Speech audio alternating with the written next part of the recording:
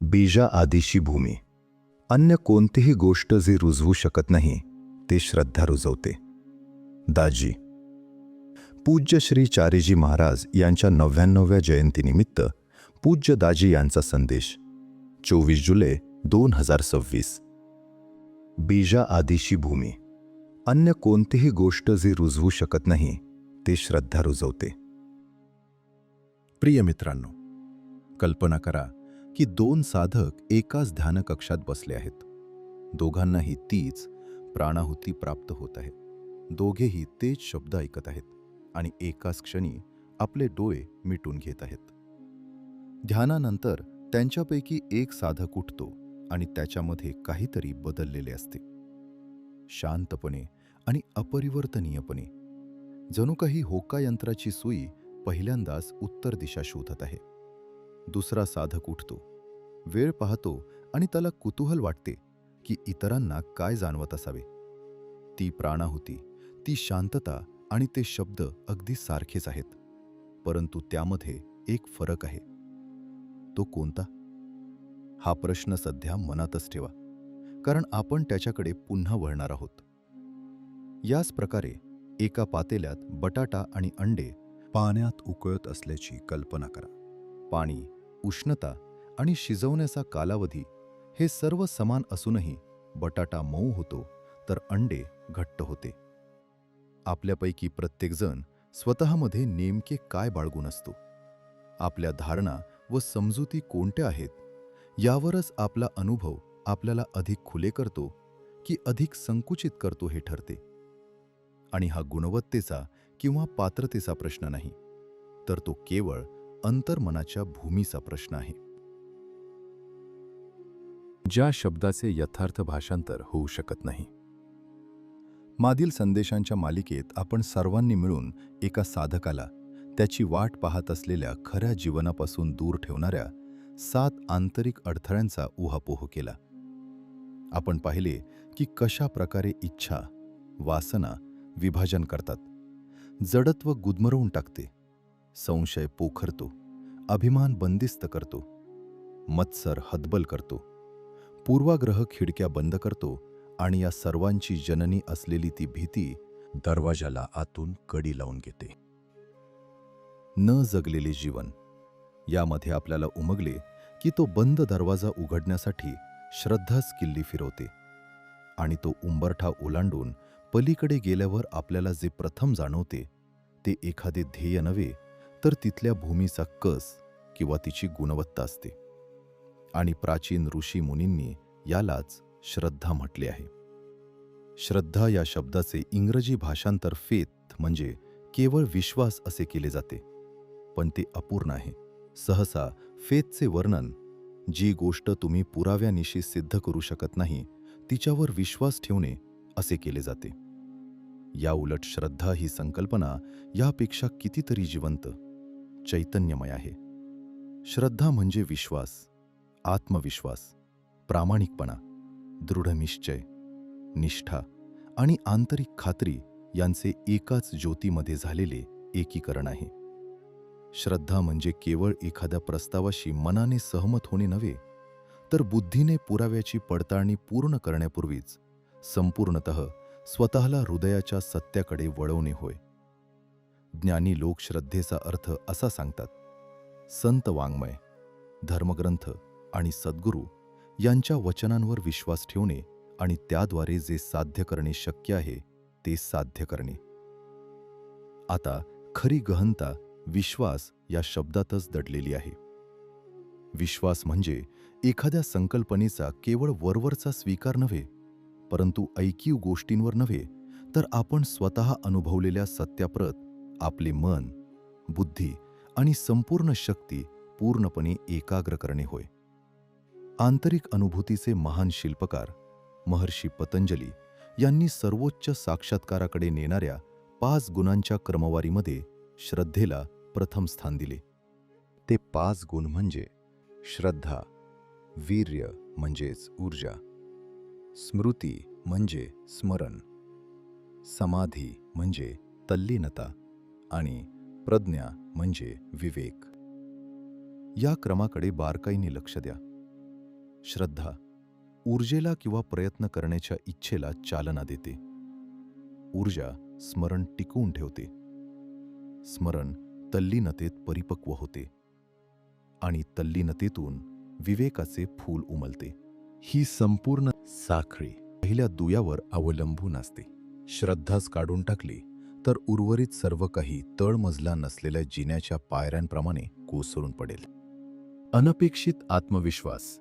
आपण बहुधा श्रद्धेचा विचार केवळ ईश्वर, गुरु आणि आपली साधना यावरील विश्वास म्हणूनच करतो.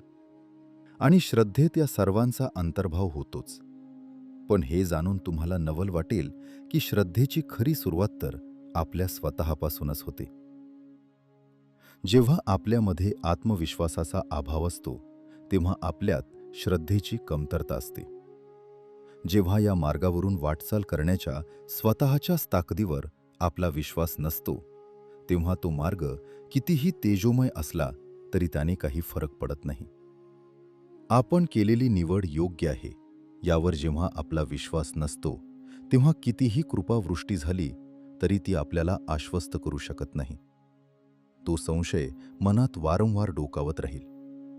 ती अनुभूती अपुरी आहे म्हणून नव्हे, तर आपण आपल्या स्वतःच्याच ग्रहण क्षमतेवर विश्वास ठेवत नाही म्हणून. याचा काय अर्थ होतो यावर विचार करा. भक्कम पायाची उभारणी या संदेशातील ती साधिका तुम्हाला आठवते का? जिने तब्बल 11 वर्ष ध्यान केले होते आणि तरीही ती विचारत होती, हे खरे आहे का? तिची साधना निर्दोष होती आणि तिच्यातील बदल तिच्या आजूबाजूच्या सर्वांना स्पष्ट जाणवत होता. तरीही ती त्यावर विश्वास ठेवू शकली नाही. का? संशय कधीच साधनेच्या संदर्भात नव्हता, तर तो स्वतःविषयी होता. स्वतःमध्ये रूपांतरण घडून येण्याच्या क्षमतेवर तिचा विश्वास नव्हता. उकळत्या पाण्यातील अंड्यासारखी तिची अवस्था झाली होती. ज्या अनुभवाने तिला मऊ कोमल करायला हवे होते त्याच अनुभवाने तिला अधिक कठीण बनवले होते. श्रद्धेने तो प्रश्न निर्माण होण्यापूर्वीच मिटवला असता. तिच्यातील संशयाशी युक्तिवाद करून नव्हे, तर असा भक्कम पाया रचून जिथे संशयाला शिरकाव करण्यास वावच राहिला नसता. आपल्याला श्रद्धेचा हाच पैलू समजून घेण्याची सर्वात जास्त गरज आहे. अध्यात्मात स्वतःवर विश्वास असणे तितकेच मूलभूत आहे जितके ईश्वरी इच्छेपुढे समर्पित होणे. आणि या दोन्ही संकल्पना परस्पर विरोधी नाहीत, तर त्या एकाच प्रक्रियेचे वेगवेगळ्या दृष्टिकोनातून पाहिलेले दोन पैलू आहेत. जेव्हा गोष्टी सोडून देण्यासाठी तुमचा स्वतःवर पुरेसा विश्वास असतो तेव्हा ते समर्पण असते.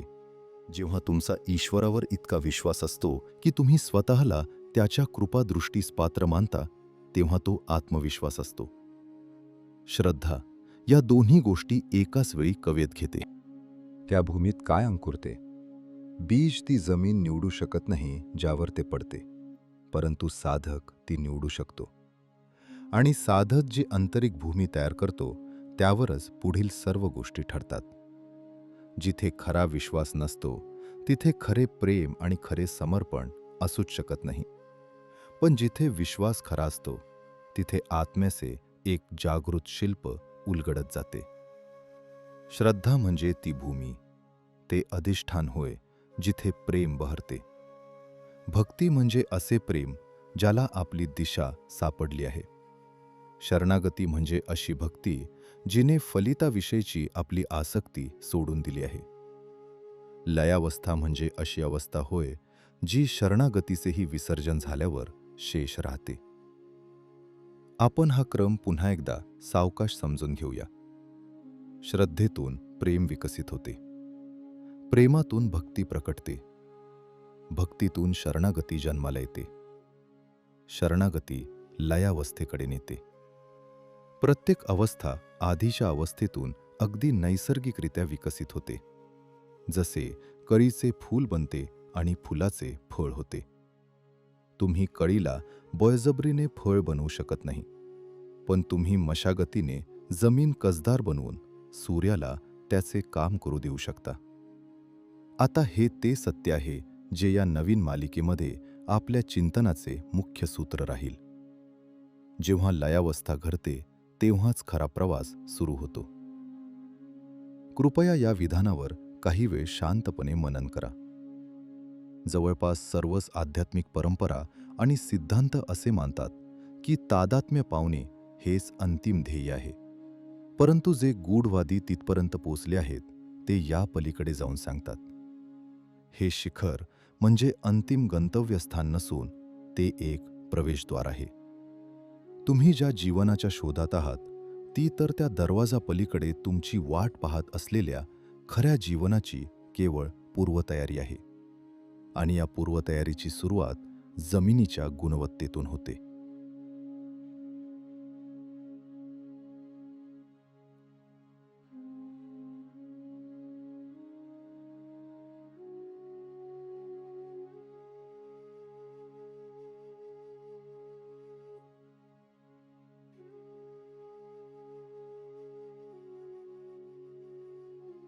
ना डळमळीत ना आंधळी. एक सूक्ष्म संकेत आहे ज्यात एक शांत गर्जना दडलेली आहे.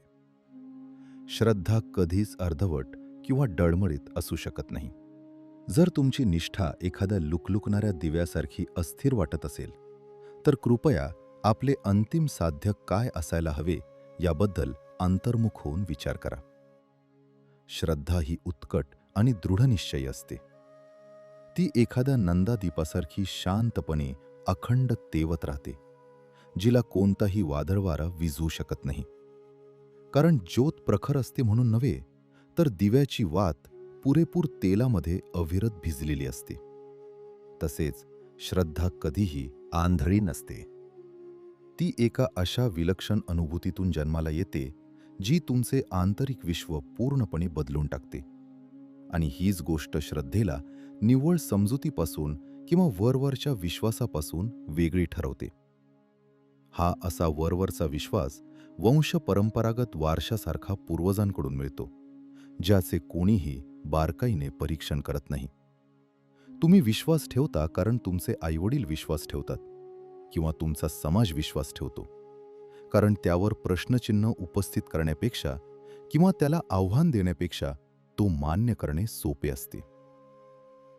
परंतु श्रद्धा अशा प्रकारे काम करत नाही. ती थेट आणि प्रत्यक्ष असते. जेव्हा तुम्ही ध्यानाला बसता आणि तुम्हाला निस्संदिग्धपणे एक दिव्य अस्तित्व जाणवते, जो आपला कल्पनाविलास नसतो किंवा गतस्मृतीतून आलेला प्रत्ययही नसतो, त्या क्षणी तुमच्या अंतरी खऱ्या श्रद्धेचा उदय होऊ लागतो. तुमचे स्वतःचे हृदयच त्याची साक्ष बनते. म्हणूनच हार्टफुलनेस मार्गामध्ये ध्यान हे केवळ एक तंत्र नाही, तर ती एक प्रयोगशाळा आहे जिथे श्रद्धा घडवली जाते. प्रत्येक ध्यानातून एका शाश्वत सत्याकडे जाण्याचे कवाड उघडते व ते तुमच्या पायाखालच्या जमिनीवर आणखी एक थर चढवते. आणि कालांतराने ती जमीन इतकी भक्कम होते की जेव्हा संशय दार ठोठावतो, जसे नेहमीच घडते, तेव्हा तुमच्या घराला हादरे बसणार नाहीत. याचा अर्थ असा नाही की तुमच्याकडे प्रत्येक प्रश्नाचे उत्तर आहे, तर तुम्ही अशा एका भक्कम भूमीवर श्रद्धेच्या अधिष्ठानावर उभे आहात जिथे प्रश्नच उद्भवत नाहीत. असे जीवन ज्याने हे सिद्ध करून दाखवले. आज जेव्हा आपण पूज्य चारीजी महाराजांची 99वी जयंती साजरी करत आहोत, तेव्हा या संदेशात वर्णन केलेल्या प्रत्येक गोष्टीवर क्षणभर थांबून विचार करणे योग्य ठरेल. ते विज्ञानात प्रशिक्षित आणि उद्योग जगतातील एक मुरब्बी व्यक्तिमत्व होते, ज्यामुळे प्रत्येक गोष्टीची सखोल छाननी करण्याची त्यांच्या मनाची जडणघडण होती. ते जेव्हा आपल्या सद्गुरूंना भेटले तेव्हा त्यांनी त्यांच्या चरणी अशी श्रद्धा अर्पण केली जी कधीही आंधळी नव्हती. कारण ते दररोज स्वतःच्या हृदयाच्या प्रयोगशाळेत तिची चाचणी प्रचिती घेत असत. ती श्रद्धा कधीही डळमळीत झाली नाही, कारण तिने त्यांचे संपूर्ण जीवन व्यापून टाकले होते. त्यांचे हृदय म्हणजे एक तयार सुपीक शेतजमीन होती. जेव्हा त्यावर प्राणाहुती बरसली तेव्हा त्यातून बहरलेल्या आध्यात्मिक सुगीने जगभरातील साधकांचे पोषण केले आणि आजही ती सुगी आपले पोषण करत आहे. त्यांनी आपल्याला त्यांच्या श्रद्धाभावाची स्तुती सुमने गाण्यास नव्हे, तर आपल्या स्वतःमध्ये तशीच मितांत श्रद्धा विकसित करण्यास सांगितले. आपण त्यांना अर्पण करू शकू अशी सर्वोत्तम श्रद्धांजली म्हणजे एक सिद्ध हृदय होय. ध्यानकक्षातील ते 2 साधक. आपण ध्यानाला बसलेल्या त्या 2 साधकांकडे पुन्हा वळूया आणि ज्या प्रश्नांना आपण सुरुवात केली होती त्याचं उत्तर पाहूया. नेमके काय वेगळे होते? ती भूमी, एक हृदय तयार केले गेले होते. ते परिपूर्ण किंवा परिपक्व झालेले नव्हते, परंतु त्यामध्ये एक इच्छा, एक उत्सुकता होती, एक शांत खात्री होती की काहीतरी खरे, शाश्वत घडू शकते. स्वतःच्या ग्रहण करण्याच्या क्षमतेवरचा तो दृढ विश्वास होता.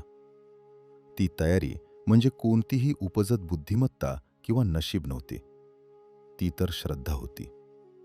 उकळत्या पाण्यातील त्या बटाट्याप्रमाणे ते हृदय प्राणाहुतीच्या परिवर्तनकारक दिव्य ऊर्जेनं मऊ झाले.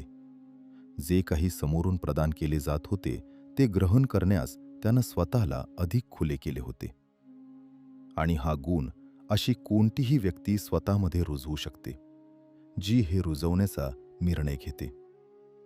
दुसरे हृदय नापीक नव्हते. या संदर्भात हे आपण अगदी स्पष्टपणे जाणून घेतले पाहिजे की कोणतेही हृदय कधीही नापीक नसते. ते दुसरे हृदय केवळ अपरिपक्व होते, कदाचित विचलित, सावध किंवा जुन्या निराशेचे अवशेष बाळगणारे होते, जे कुजबुजले. जास्त आशा ठेवू नकोस. ती कुजबूज ओळखीची वाटते का? आपल्याला ज्या भीतीचे विसर्जन करण्यास 8 संदेश लागले, तिचाच हा अंतिम प्रतिध्वनी आहे. आणि तिच्यावरील उपायही पूर्वीसारखाच आहे. कोणतीही भव्य कृती नव्हे, तर एक छोटेसे, मागे न फिरणारे पाऊल. म्हणून उद्या जेव्हा तुम्ही पुन्हा ध्यान कराल, तेव्हा जरा अधिक खुलेपणानं करा. हृदयाला थोडे कमी सावध राहू द्या. त्याचे कवच थोडेसे सैल करा. अंश मात्रही पुरेसे आहे. श्रद्धा ही कधीच पूर्णतः परिपक्व होऊन येत नाही. जमीन जशी प्रत्येक ऋतुगणिक हळूहळू खोलवर कसदार होत जाते, अगदी तशीच ती विकसित होत जाते. एक एक ध्यानसत्र आणि शांत विश्वासाचे एक एक पाऊल टाकत ती दृढ होते. आपण सर्वजण आपल्या अंतरी युगानुयुगे चालत आलेली एक खोलवर रुजलेली भीती बाळगून असतो. आणि म्हणूनच लहान मुलांप्रमाणे आपल्याला सतत आश्वस्त करण्याची गरज भासते. श्रद्धा म्हणजे आत्म्यानं स्वतःलाच दिलेला आश्वासक हात आहे. हा असा क्षण असतो जेव्हा मूल मान्यतेसाठी, अनुमतीसाठी बाहेर पाहणं थांबवते आणि त्याला जाणीव होते की त्याच्या स्वतःच्या पायाखालची भूमी सदैव भक्कम होती. ती तिथेच होती. ती केवळ आपण तिच्यावर विश्वास ठेवण्याचीच वाट पाहत होती. जमिनीची मशागत करा. मग तुम्हाला उलगडेल की त्या बीजाला आधीपासूनच ठाऊक आहे की त्याला काय बनायचे आहे.